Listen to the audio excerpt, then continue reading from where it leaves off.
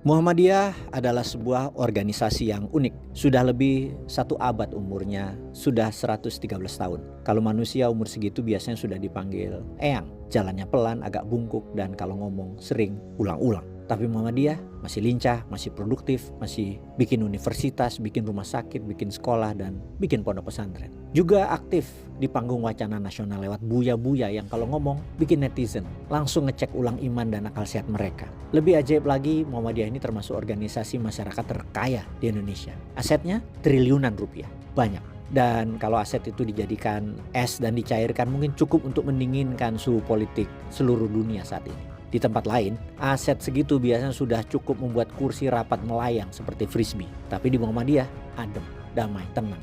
Nyaris kayak lagi rapat RT membahas perbaikan selokan. Setiap muktamar, suasana bukan perang bintang atau adu slogan. Yang terjadi justru fenomena yang agak susah dijelaskan ke orang luar. Tradisi saling menolak jabatan, saling dorong, saling lempar. Apa yang dilempar? Sampean aja. Mirip kejadian rebutan menolak jadi imam sholat. Jawabannya adalah, monggo jenengan aja, nggak usah jenengan mawon, wis sampean wae, aduh jangan saya, tolong yang lain. Gak selesai-selesai. Kalau perlu, panitia harus memaksa halus. Salah satu kisah paling fenomenal terjadi di Muktamar ke-32 di Purwokerto. Setelah 9 formatur terpilih, semuanya menolak jadi ketua umum. Semuanya, bahkan mungkin malaikat pencatat amal juga ikut geleng-geleng. Akhirnya, formatur musyawarah muncul ide agak kreatif. Naturalisasi ketua. Mereka berangkat ke Minangkabau meminang R.A. Sultan Mansur untuk bersedia menjadi ketua umum sekaligus hijrah ke Jogja. Coba bayangkan, dalam organisasi lain dipinang jadi ketua adalah momen pencapaian puncak. Di Muhammadiyah itu bukan hadiah, itu PR. Lalu kenapa bisa begitu? Kok adem ayem? Kok nggak ada drama rebutan kursi? Apa karena warga Muhammadiyah sudah katam zikir tenang? Bukan juga. Rahasianya ada pada kultur yang sudah tertanam ratusan tahun.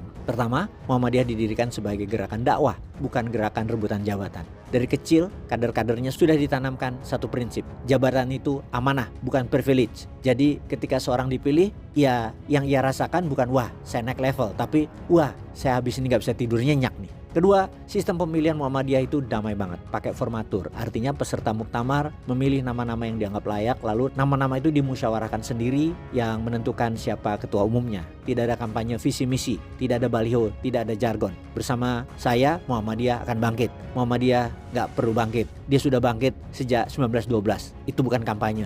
Jadi yang ketiga, aset Muhammadiyah itu tidak bisa dipegang satu orang. Semua berada dalam amal usaha Muhammadiyah yang manajemennya kolektif, rapih, dan super ketat. Ketua umum tidak bisa tiba-tiba menjual rumah sakit untuk beli jet pribadi. Jadi kalaupun orang berebutan jabatan, yang dia rebut itu cuma beban kerja, bukan harta karun. Keempat, kaderisasinya panjang dan sifatnya natural. Orang yang naik ke pusat sudah kenyang pengalaman, sudah ketularan rendah hati, dan biasanya sudah lama hidup dalam kultur kerja kolektif. Tidak ada tokoh yang ingin jadi sentral, bahkan yang terlalu dominan pun biasanya diringankan lewat candaan internal. Kelima, Muhammadiyah punya DNA ketertiban. Organisasi ini gak suka hal-hal yang ribut. Forum besar mereka sering diplesetkan mirip rapat dosen. Ada humornya, tapi yang ada sebenarnya adalah tenang, tertib, dan tidak berisik. Bahkan ketika debat, volumenya tetap sopan, seolah-olah sedang seminar metodologi penelitian. Dan terakhir, semua dipayungi oleh nilai moral yang sudah mengendap sejak zaman Kiai Haji Ahmad Dahlan. Pemimpin itu beban, bukan penghormatan. Taklif, bukan tasyrif. Maka jangan kaget kalau suksesi Ketua Umum Muhammadiyah selalu terasa dingin seperti AC masjid kampus yang tenang, jernih, tanpa banyak drama. Semoga tradisi baik ini tetap terjaga sampai generasi berikutnya. Amin. Peace.